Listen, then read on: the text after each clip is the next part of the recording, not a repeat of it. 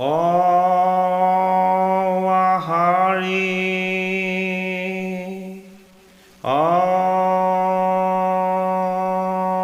ৰাম কৃষ্ণ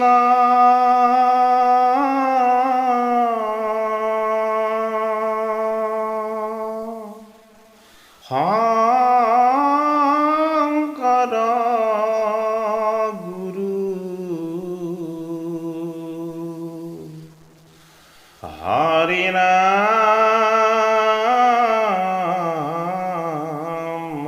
ৰাম। ওম নমো ভগৱতে বাসুদেৱায়।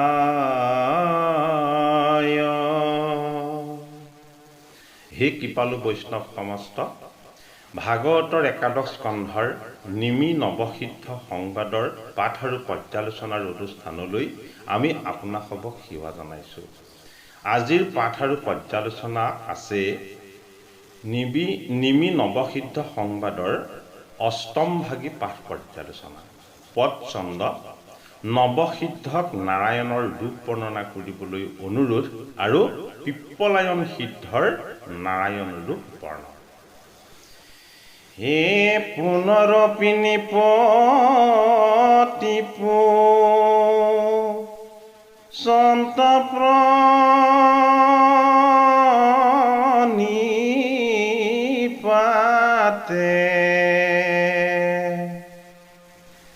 কহিও কহিধ হব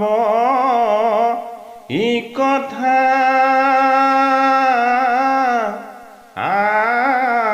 আমাতে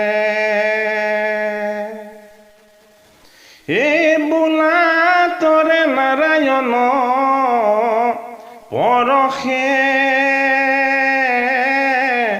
মায়াক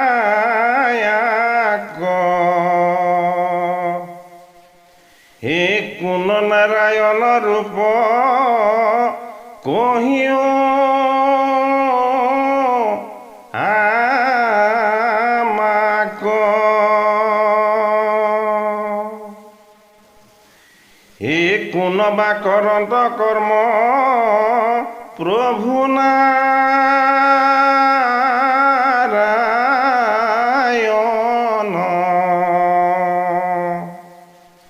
কহিও কমুত তান স্বৰূপ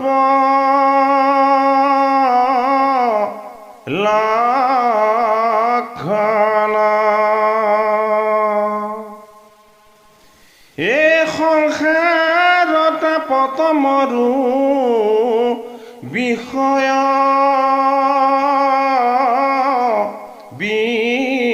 বিষাদে অহেন বাতৰিবে পাৰো তোমাৰ প্ৰসাদে। ভাগৱতৰ একাদশ স্কন্ধ আৰম্ভ হৈছে নিমি নৱসিদ্ধ সংবাদে। ভগৱন্ত কৃষ্ণৰ বাংময় মূৰ্তি হ'ল বৈকুণ্ঠৰ কল্পতৰু ভাগৱত শাস্ত্ৰ। এই ভাগৱত শাস্ত্ৰই ভগৱন্তৰ নিগুণ নিৰাকাৰ ৰূপক প্ৰতিপাদন কৰে। ভগৱন্ত কৃষ্ণৰ ৰূপ, লীলা, নাম আৰু ধাম এই সমস্ত তত্ত্বক ভাগৱত শাস্ত্ৰৰ মাজত প্ৰতিপাদন হোৱা ভকতে সাক্ষাৎ কৰে। ভাগৱত ভগৱন্তৰ বাংময় মূৰ্তি বা বাক্য মূৰ্তি স্বৰূপ এই একাদশ স্কন্ধ হ'ল ভগৱন্তৰ ললাট অথবা কপাল। ভগৱন্তই বাক্যময় মূৰ্তিৰ এই কপাল স্বৰূপ স্থানত ধাৰণ কৰিছে ভগৱন্তৰ একাদশ স্কন্ধৰ তত্ত্ব। একাদশ মানে হ'ল অন্তৰ ইন্দ্ৰিয়, দশম মানে হ'ল মুখপদ্ম। ভগৱন্তৰ মুখপদ্মত জগতৰ ঈশ্বৰ কৃষ্ণৰ জন্ম কৰ্ম লীলা তত্ত্ব মৰ্ম আৰু অৰ্থ আদি চোৱা মধ্যচোৱা আৰু শেষ চোৱা এইভাগে তিনি ভাগত দশম বিভাজিত হৈ বৰ্ণনা হৈছে। একাদশ স্কন্ধ হ'ল ভাগৱত ভগৱন্তৰ ললাট স্বৰূপ। ভগৱন্তই ভকতক তেওঁৰ মহাভাগ্যখনকে দান কৰাৰ চলেৰে বসুদেৱ স্বৰূপ শুদ্ধ বৃত্তি প্ৰতিষ্ঠাক আশ্ৰয় কৰি ভগৱন্ত ঈশ্বৰ কৃষ্ণক পুত্ৰৰূপেৰে সাক্ষাৎ কৰা সেইজন মহামহন্তৰ গৃহলৈ সন্তৰূপেৰে দেৱঋষি নাৰদৰ আগমন হ'ল। মহন্তৰ গৃহলৈ যদি সন্তৰ আগমন হয় তেতিয়াহ'লে কি হয়? ভগৱন্তৰ একাদশ স্কন্ধৰ মহাভাগ্যৰ ৰূপ লৈ মহন্তৰ গৃহলৈ সন্তৰ আগমনে ঈশ্বৰকেই যেন সাক্ষাৎ কৰাই তাকেই একাদশ স্কন্ধই আমাক নিমি নৱসিদ্ধ সংবাদৰ আৰম্ভণিৰ তথ্যৰ যোগেদি জানিবলৈ দিলে।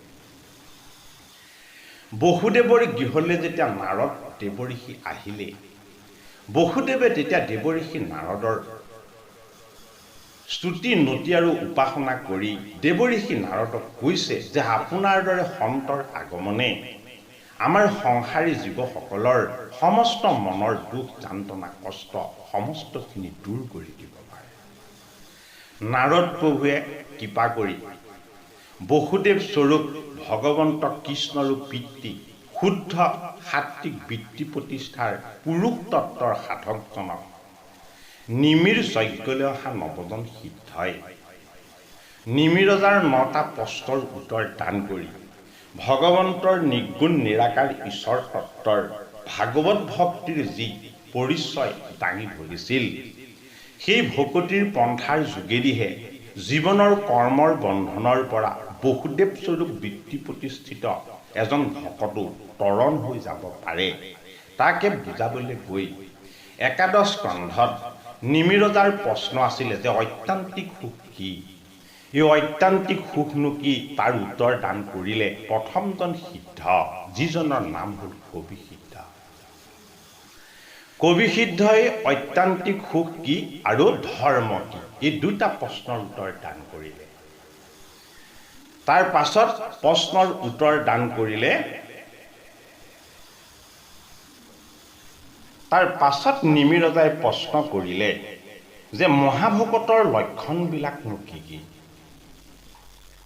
মহাভকতৰ লক্ষণসমূহ বিস্তাৰকে বিৱৰি নিমিৰজাক ভবি নামৰ সিদ্ধজনে উত্তৰ প্ৰদান কৰিলে। তাৰ পাছত নিমিৰজাক প্ৰশ্ন কৰিলে যে ভগৱানৰ মায়াৰ স্বৰূপনো কি?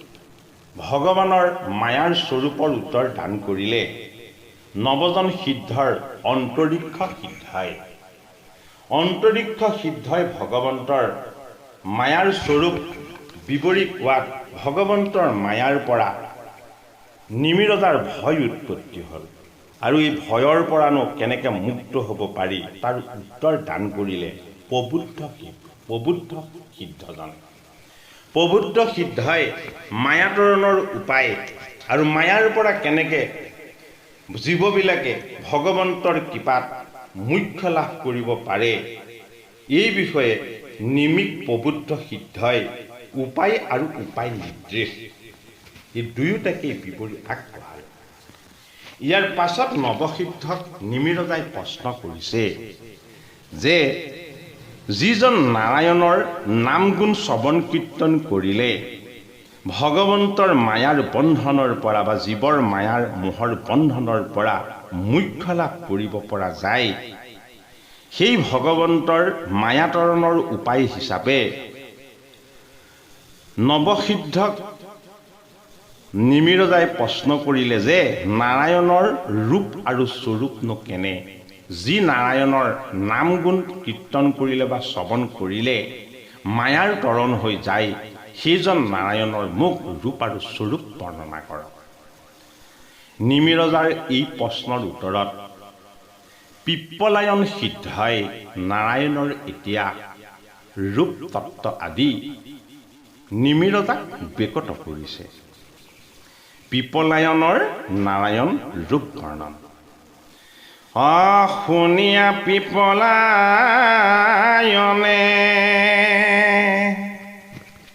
দিলন্ত উত্তৰ হে শুনা কহু নাৰায়ণ ৰোপণী পবৰ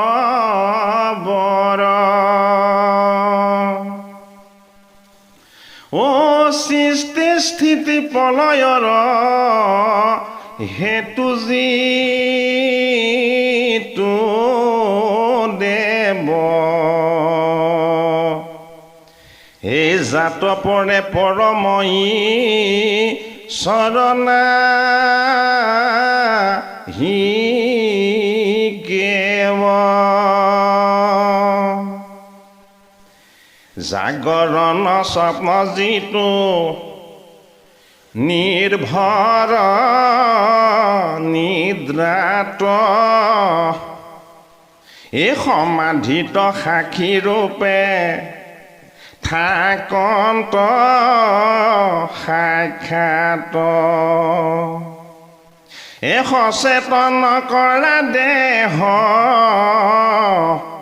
এ প্ৰাণ ইন্দ্ৰিয়ক এ জীৱক ভোজান্ত নানা বিধ বিষয়ক পিপ্পলায়ন সিদ্ধই নাৰায়ণৰ ৰূপ বৰ্ণনা কৰি নিমিৰজাক বেকুত কৰিলে যে হে নিমিৰজা তুমি শুনা নাৰায়ণ ভগৱন্তৰ স্বৰূপ সৃষ্টি স্থিতি আৰু প্ৰলয় এই তিনিওটা কাৰ্যৰ মুখ্য দেৱতা তেওঁৱেই হ'ল ভগৱন্ত ঈশ্বৰ তেওঁ জাগৰণ বা স্বপ্ন এই সমস্ত তেওঁ নিদ্ৰা এই সমস্তখিনিত সমাধিস্থ হৈ তেওঁ এই সকলোৰে মাজত সাক্ষী ৰূপেৰে বাস কৰি থাকে ভগৱন্ত কৃষ্ণৰ নাৰায়ণ স্বৰূপ ঈশ্বৰৰ সৃষ্টি স্থিতি আৰু লয় সমস্ত কৰ্ম তেওঁ যোগেদিয়েই সম্পাদন হৈ থাকে তেওঁ জাগ্ৰত অৱস্থাটো স্বপ্ন অৱস্থাটো আৰু নিদ্ৰা অৱস্থাটো সমস্তৰে লগত তেওঁই আত্মাৰূপেৰে সাক্ষী হৈ থাকে সেইজন নাৰায়ণ প্ৰভু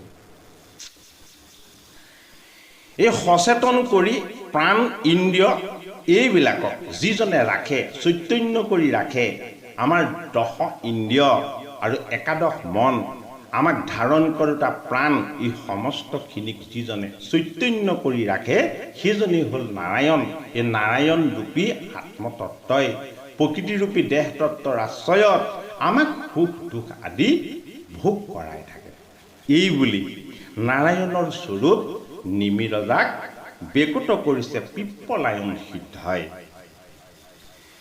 হে পৰমাত্মা বুলি তাক কহে মুনিগণ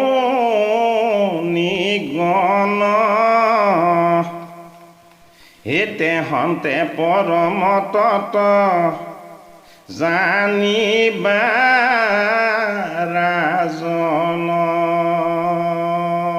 হে ৰাজন নাৰায়ণনো কোন শুনা তেওঁৱেই হ'ল পৰম তত্ত্ব তেওঁ পৰম পুৰুষ মুনিসকলে তেওঁক পৰমাত্মা বুলি কয় কিয়নো সমস্ত জীৱাত্মাৰ মালিক হ'ল তেওঁ এ হৰিহৰ বিধি যাৰ থাকে আজ্ঞা কৰি এই ঈশ্বৰৰ ঈশ্বৰতে হন্তে মহাহৰি হে তাকে নাৰায়ণ বোলে জানিবানি প্ৰতি হে তাহানে সে চৰণ বায়ে সাধে গতি হে নিমিৰাজা হৰিহৰ আৰু বিধি বা ব্ৰহ্মাদেৱ এই তিনিওজনে যিজন ঈশ্বৰৰ আজ্ঞাক পালন কৰি থাকে সেইজন মহান ঈশ্বৰ বা মহাহৰি হ'ল নাৰায়ণ আৰু সেইজনকেই তুমি নাৰায়ণ স্বৰূপ ঈশ্বৰ বুলি তেওঁৰ চৰণ সেৱা কৰিবা যিজনৰ আজ্ঞাক বিষ্ণু ব্ৰহ্মা আৰু হৰ এই তিনিওজনে শিৰত ধৰি সদায় পালন কৰে। এই পৰ্বতান্ত যেখনে ইন্দ্ৰিয় সমস্তক এই পৰমাত্মা বুলয়তে খনে মাধৱক এই সমাধিত বেকত হুন্তে গোছে ভ্ৰম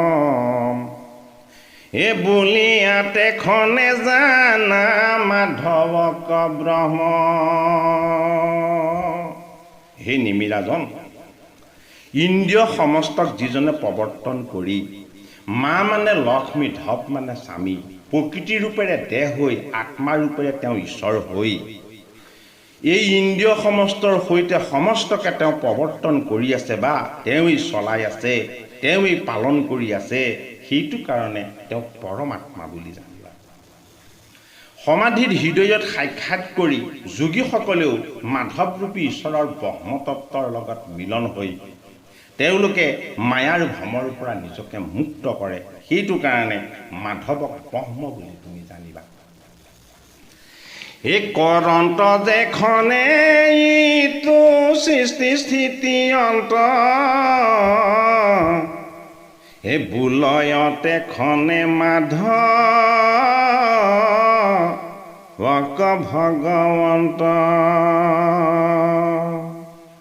সৃষ্টি, স্থিতি আৰু অন্ত, অৰ্থাৎ সৃষ্টিকৰ হৈ তেওঁ সৃষ্টি ৰচনা কৰে, পালন কৰোতা হৈ তেওঁ সমস্তকেই পালন কৰে আৰু অন্তক হিচাপে তেওঁ সমস্তকে সংহাৰ কৰে।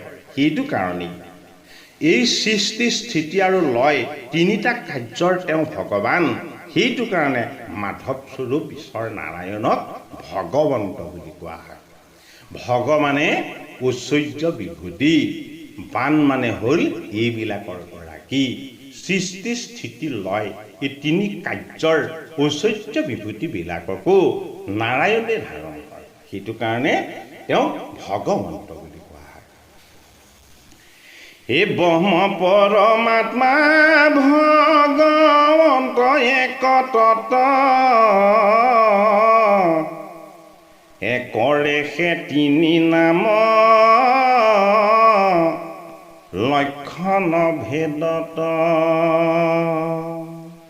ব্ৰহ্ম, পৰমাত্মা আৰু ভগৱন্ত এয়া এক তত্ত্ব। কি তত্ত্ব? পৰম পুৰুষৰ পৰম তত্ত্ব।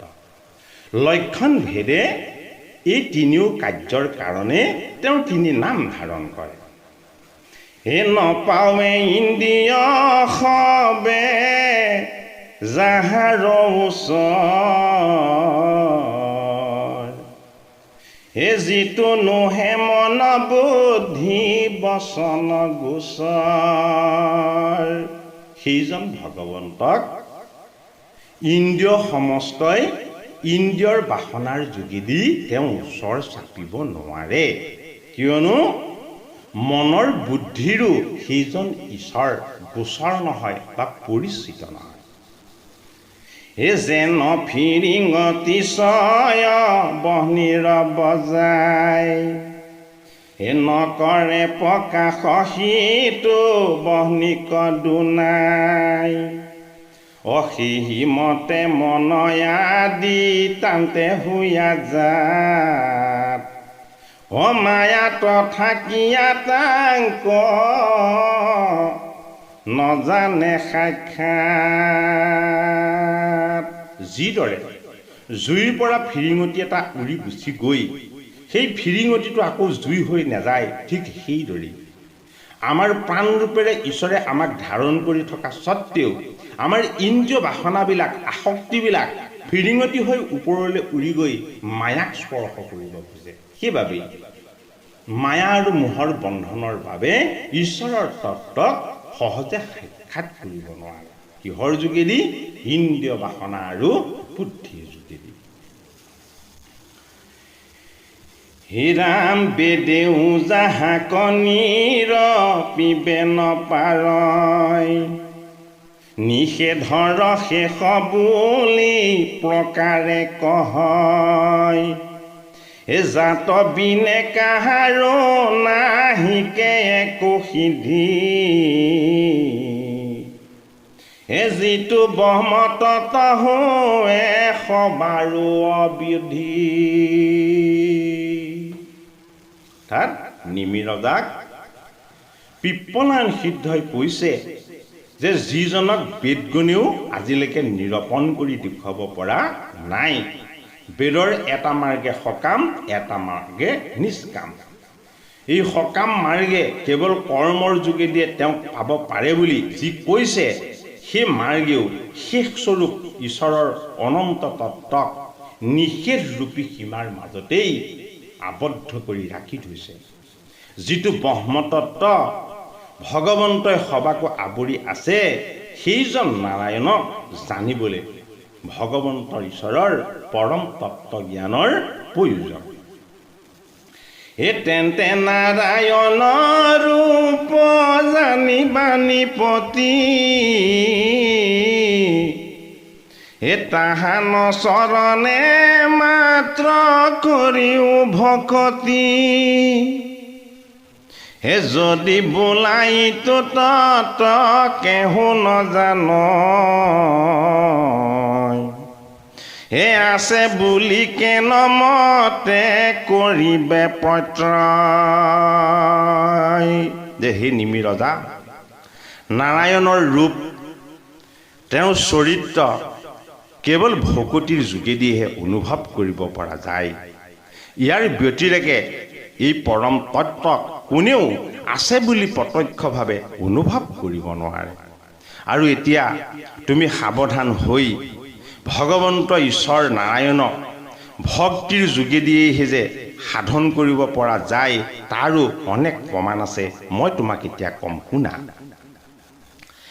এই কাৰণ নভৈলেনো হে কাৰ্যৰ উদয় সিটো সব ব্ৰহ্মতাক শুনা মহাশয় সবাৰো কাৰণ হন্ত প্ৰভু ভগৱান কাৰণৰ পৰা সবে কাৰ্যৰ বিধান কহুয়া বহু শক্তি ধৰে কিবা ৰূপে তাহাৰ নিদান ৰাজা শুনিও স্বৰূপে একে ব্ৰহ্ম মাত্ৰ থাকে সৃষ্টিৰ আদিত জগত স্বৰূপে পাছে হুৱন্ত বিদিত প্ৰকৃতি মহতয় অহংকাৰ বুদ্ধিমন বহুবিধ বিষয় ইন্দ্ৰিয় দেৱগণ সমস্ত স্বৰূপে কৰে ব্ৰহ্মেশে প্ৰকাশ সমস্ততে যিটো কৰি আচন্ত নিবাস। জগতৰ ঈশ্বৰৰ নাৰায়ণৰ স্বৰূপ তুমি শুনা হে নিমি ৰজা। তেওঁৱেই হ'ল সমস্তৰে কাৰক আৰু কাৰণ। তেওঁ ইচ্ছা শক্তিৰ যোগেদি বিনোদনৰ যেতিয়াই মন কৰিলে, এই বিনোদনৰ মন মেলাৰ লগে লগেই মায়াৰ লগত তেওঁ মহত্ব নামৰ তত্ত্ব ৰচনা কৰিলে। এই মহত্ব নামৰ তত্ত্বৰ পৰাই তিনি অহংকাৰৰ উৎপত্তি হ'ল। তিনি অহংকাৰৰ যোগেদি মায়াই ব্ৰহ্মাণ্ড নিৰ্মাণ কৰিলে আৰু ব্ৰহ্মাণ্ডৰ সমস্ত সত্তাত জগতৰ পৰম পুৰুষ প্ৰৱেশ হৈ সমস্তকে চৈতন্য কৰালে। আৰু এই সমস্ত চৈতন্য শক্তিৰ যোগেদি প্ৰকৃতিত মহৎ অহংকাৰ বুদ্ধি আৰু মন, এই সমস্তখিনি দেৱগণৰ দৈবিক তত্ত্ব, বহুবিধ বিষয় আৰু ইন্দ্ৰিয় জগতৰ ঈশ্বৰ কৃষ্ণৰ তত্ত্ব হৈ মায়াৰ মাজত প্ৰকট হৈ গ'ল। তেহে নাৰায়ণ তত্ত্ব জানিবা নিপতি তাহান চৰণ সেৱা বিনে নাই গতি অনাহি ক্ষয় বুদ্ধি যিটো জন্ম মৃত্যুহীন এ সমস্ততে সাক্ষী ৰূপে আছা উদাসীন হে যদ্যপি আচন্ত ইটো জগত ব্যাপী হে নোচোৱে দেহৰ দুখে তাহাংক তথাপি অজ্ঞান মাত্ৰ ৰূপ নিত্ৰ নিৰঞ্জন কায় ও থাকা সৰ্বকালে সৰ্বদেহতে সদায়। হে নিমিৰজা, নাৰায়ণৰ পৰম পবিত্ৰ তত্ত্ব তুমি শুনা। সেইজন ঈশ্বৰৰ চৰণ সেৱাৰ বিনে জীৱবিলাকৰ কোনো সৎগতি নহয়। সেইজন ঈশ্বৰ আত্মাৰূপেৰে সমস্ততেই সাক্ষী হৈ তেওঁ কোনো বন্ধন নোহোৱাকৈ উদাসীন হৈ সমস্ত উদাৰতাৰে সৈতে তেওঁ সমস্ততেই আৱৰি ৰাখিছে। যদিও এই জগতত তেওঁ সমস্ততেই ব্যাপ্ত হৈ আছে, তথাপিতো দেহবিলাকক তেওঁ মায়াৰ আৱৰণেৰে ঢাকি ৰখাৰ বাবেই তেওঁৰ পৰম তত্ত্বক কোনেও দৰ্শন নাপায়। জ্ঞানৰ যোগেদি মাত্ৰ ৰূপ তেওঁ চৈতন্য আৰু তেওঁ নিৰঞ্জন যিটো কায়, যিটোক অচিন্ত অনন্ত ৰূপ বুলি কোৱা হয়। সৰ্বক্ষণতে সৰ্বকালতে তেওঁ সমস্তৰে দেহতে সদায় বাস কৰি থাকে যদিও তেওঁ পবিত্ৰ দিব্য জ্ঞান অবিহনে তেওঁ নিত্য নিৰঞ্জন কায় অৰ্থাৎ শুদ্ধ সত্য ভক্তিৰ জ্ঞানৰ যোগেদি দৰ্শন পোৱা তেওঁ তত্ত্বক তেওঁৰ কৃপাৰ অবিহনে কোনেও দৰ্শন পাব নোৱাৰে।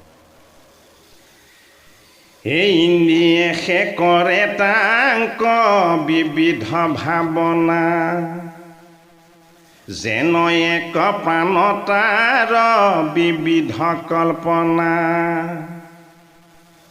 হে নাহিকে বিকাৰ যাৰ সদা সুখময় হে তাহাংক জানিলে পাপ তাপ হুৱে ক্ষয়। হে নিমিৰজা, ইন্দ্ৰিয়গণৰ সৈতে প্ৰাণক আৱৰি প্ৰকৃতিৰ তত্ত্বই যদিও ৰাখে, এই প্ৰাণৰ লগত ইন্দ্ৰিয়গণ লগ হৈ জীৱবিলাকক বিভিন্ন ধৰণৰ কল্পনা আৰু ভাৱনাৰ মাজলৈ জীৱবিলাকক টানি লৈ যায়। কিন্তু ভগৱন্ত ঈশ্বৰৰ সুখময় বিকাৰহীন তেওঁ আত্মতত্ত্বক যদি কোনোবাই যদি জানিব পাৰে, তেতিয়াহ'লে তেওঁৰ সমস্ত পাপ ক্ষয় হৈ যায়। এই ভকতৰ পৰম সুহৃদ প্ৰাণসম হে তাহাংকে বোলয় ব্ৰহ্ম জানা নিপুত্তম। হে নিপতিসকলৰ ভিতৰত উত্তম, ভকতৰ পৰম সুহৃদ প্ৰাণৰ সমান তেওঁ। ভকতৰ প্ৰাণী হ'ল তেওঁ পৰম তত্ত্বৰূপী নাৰায়ণ তত্ত্ব।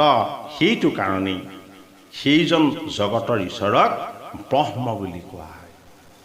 ব্ৰহ্ম জ্ঞান অবিহনে, ব্ৰহ্মবিদ্যা অবিহনে তেওঁক কোনেও জানিব আৰু বুজিব নোৱাৰে।